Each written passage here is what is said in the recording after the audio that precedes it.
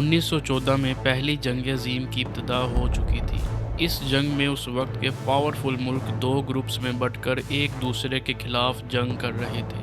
5 سالوں تک لگاتار لڑنے کے بعد آخرکار 1919 میں یہ جنگ ختم ہوئی۔ اس جنگ کو جیتنے والے ملکوں میں برطانیہ اور رشیا بھی شامل تھے، لیکن جنگ جیتنے کے بعد بھی برطانیہ کا بہت برا حال تھا۔ ہتھیاروں پر بے تحاشا پیسہ خرچنے کی وجہ سے برطانیہ کو بھاری نقصان ہوا تھا۔ اسی وجہ سے اپنی اکانومی کو مضبوط کرنے کے لیے برطانیہ کو بہت زیادہ پیسوں کی ضرورت تھی۔ برطانیہ کی نظر ایران میں موجود تیل اور گیس کے بڑے بڑے ذخائر پر تھی۔ اس سے پہلے برطانیہ ایرانی تیل بیچ کر خوب پیسہ کما رہا تھا، لیکن حکومت بدلنے کی وجہ سے برطانیہ کا ایران کے تیل پر پہلے جیسا کنٹرول نہیں رہا تھا۔ اسی لیے ایران سے احمد شاہ قاجار کی حکومت کو ہٹانے کے لیے برطانیہ سازشیں کرنے لگا، اور 1921 میں ایران کے ایک آرمی جنرل رضا خان کی سپورٹ سے برطانیہ نے ایران میں تختہ پلٹ کروا دیا۔ اس تختہ پلٹ کے بعد ایران سے قاجار ڈائناسٹی ہمیشہ کے لیے ختم ہو گئی، اور ایران ایک بار پھر سے کانسٹیٹیوشن مونارکی بن گیا۔ اس تختہ پلٹ کے باوجود مجلس رضا شاہ کو اپنا بادشاہ ماننے سے انکار کرتی رہی، لیکن 1925 میں نیشنل اسمبلی نے رضا خان کو ایران کے بادشاہ کے طور پر مان لیا۔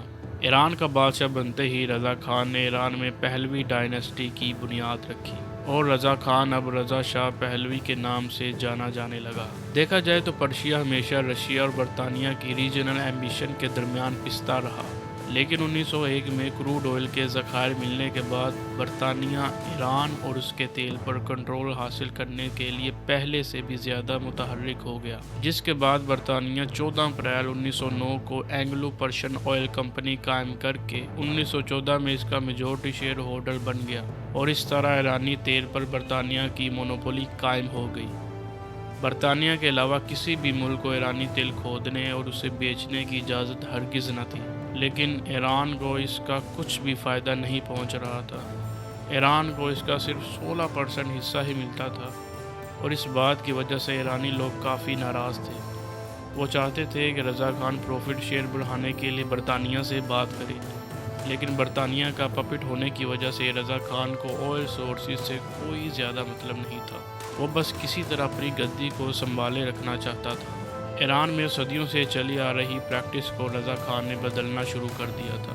اس سلسلے میں اس نے سب سے پہلے ایجوکیشن اور جوڈیشری ڈپارٹمنٹ میں تبدیلیاں کی۔ ان تبدیلیوں کی وجہ سے علماء کا سوسائٹی میں انفلوئنس تیزی سے کم ہونے لگا۔ اس سے پہلے جوڈیشری جو شیعہ ریلیجیس کورٹس کے ہاتھوں میں تھی، اب اس کی جگہ سیکولر کورٹس نے لے لی تھی۔ لڑکے اور لڑکیوں کے لیے جگہ جگہ اسکول اور کالجز کھولے گئے، اور 1934 میں تہران یونیورسٹی قائم کی گئی۔ رضا شاہ ہر میدان میں عورتوں کے لیے برابری کے حقوق کی بات کرتا تھا، لیکن اس وقت ایران میں خواتین پر کئی طرح کی پابندیاں تھیں۔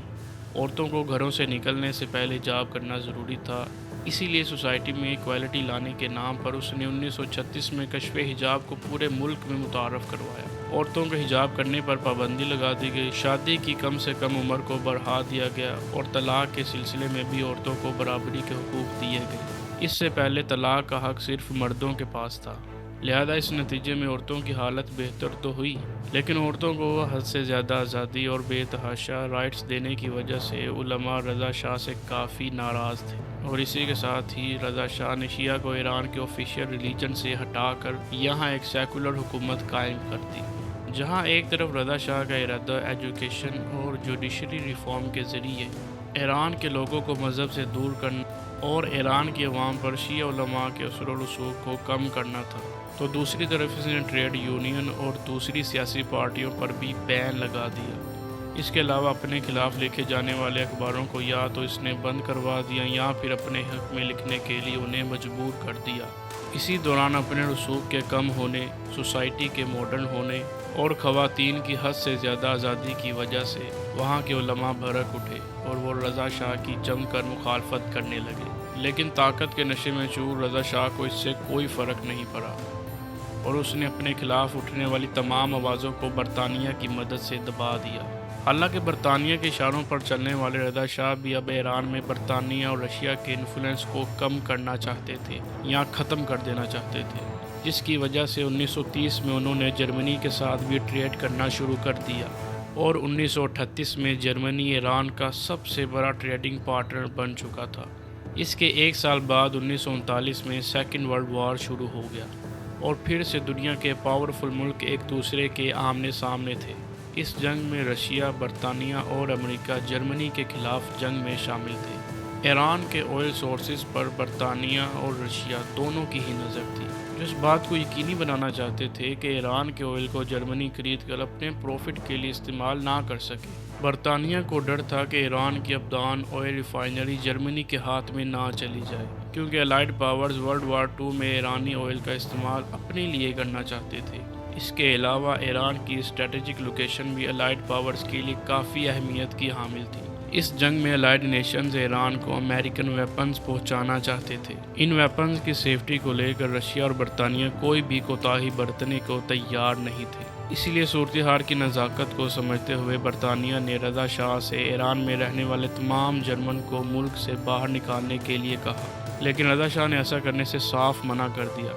برطانیہ کی بات نہ ماننا شاہ کو بھاری پڑا اور انہیں بھی 1941 میں اپنی گدی سے ہاتھ دھونا پڑا۔ حالانکہ رضا شاہ کے بعد اسی کے بیٹے محمد رضا شاہ کو ایران کا نیا بادشاہ بنا دیا گیا۔